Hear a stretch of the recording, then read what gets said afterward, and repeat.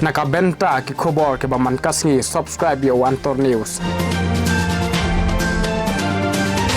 Kublai phi baro kini kilong ki khubor bamanta kasngi kasamla de ki sha talang ka badai ruha ka ju kapor ka actress jong ka Phlim Ahor ka ban sapan mi shen klara e ka namba arla ne first runner up ha ka jingye khoni ka jingye cop top model India season 6 2022 kasamla de ki klalet shakanong ba Delhi na ka benta bani shimbenta ha ka te ka jingye cop ade ka final la pelong ha ka apply ring menta ubnai ha ka ba kasamla de ki kalawan ba ar ha ka ni ka jingye cop Kinong shimbenta kini kejunya kop kidi na keleng ki jela jengkeri India ya baru kinong shimbenta la hikai de ukoshik gosh bad ikiriam ki bel la penbet pinbiang de ikaran batra.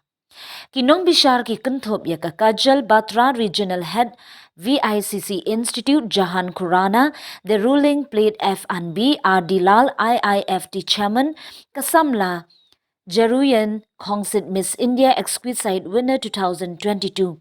Bishal Chetri, fitness model and celebrity fitness trainer.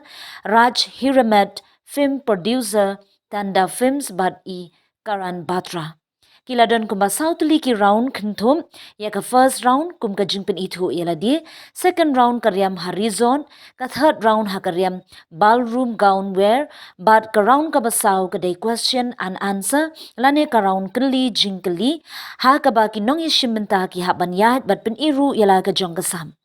Karachni Subba, founder and owner of India Exquisite Pageant Organization, Kalapan Pau, bagane kade kakabu na kabanta ki samla kanthe, bakinyo ya kalat banangkiw hagane kalyang. Kalayathu ru bakanong job kan net bane shimbenta bat mi kmat, ya ka India sha England sha ka international pageant.